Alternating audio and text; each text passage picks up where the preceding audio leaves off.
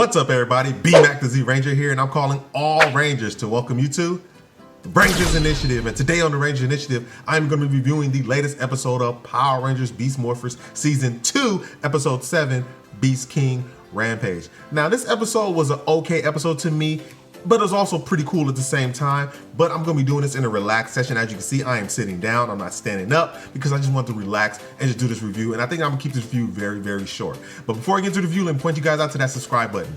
Make sure you guys hit that subscribe button, subscribe to this channel, and also click that notification bell so that way, when I drop a video, you get it as soon as I put it out. All right, let's get the review started. Let's go.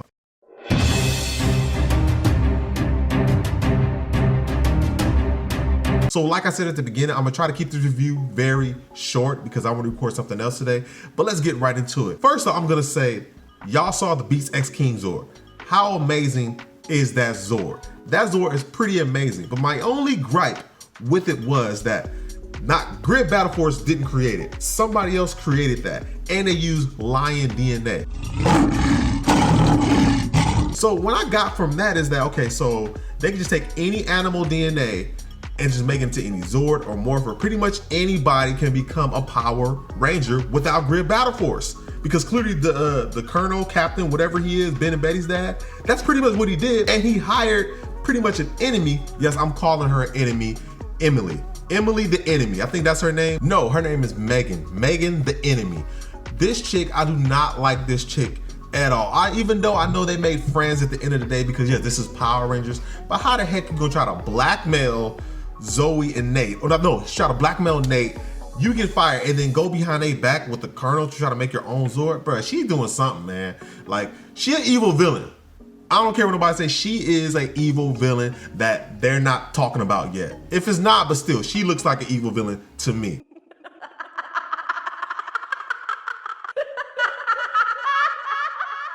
I still enjoyed this episode because of the Beast X King Zord, and we also got to see Devin fight that Zord and pretty much hold that Zord at a standstill, because once again, Devin was not trying to destroy the Zord. Just like last episode, he wasn't trying to destroy Nate, just basically keep them at bay. But if Devin went full bore on Nate and this Zord, these Zords would have been done. And it was so cool to see Devin get inside the actual Beast Zord. That was awesome.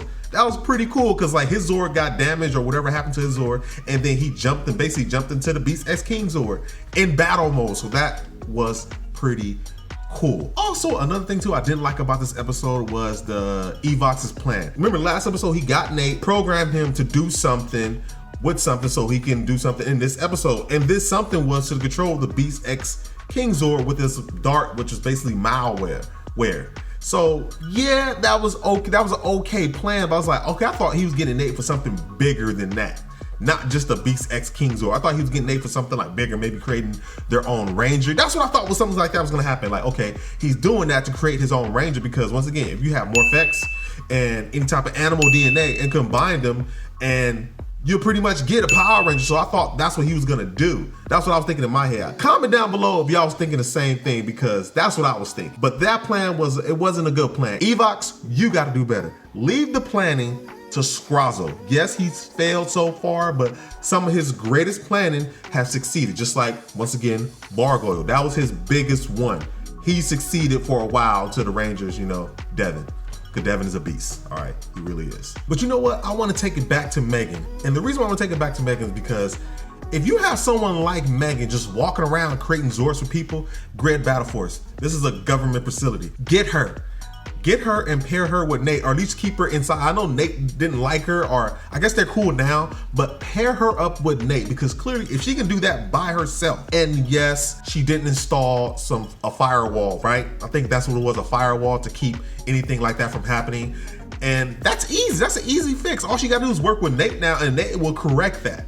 He really will correct that. Just keep her inside, keep her away from any type of government, because if they can do that, all you gotta do is capture her and force her to do it. Because now we all thought that it was only Nate that can do stuff like that can make Zords, weapons, stuff like that. But clearly someone else can do it. You know what I'm saying? So if she can do it, you need to keep her close as possible. As close as possible, okay? Also, you know what else she did? She helped Nate build, or not build, finish the Beast X King Ultra Bow, which pretty much Nate can use by himself.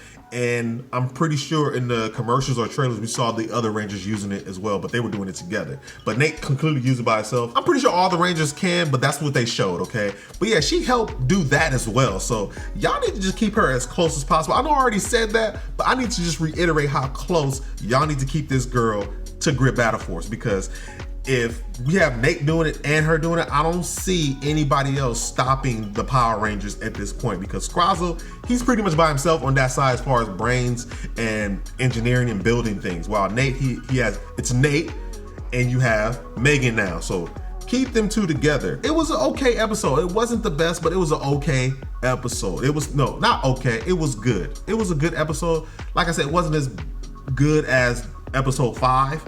But still, this was a pretty good episode. We got to see two cool things, the Beast X King Ultra Bow and the Beast X King Megazord and the Beast X King Zord, Lion Zord. Whatever you want to call it, that's what we got.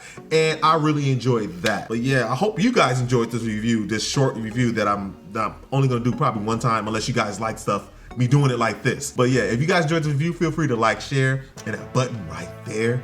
Go ahead and subscribe and click that notification bell. Also, you see these videos right over there, go and click those videos for more Power Ranger content that I'm putting out every single week. All right, and remember, greater is he that is in me. I'm out. Peace. The Ranger Initiative.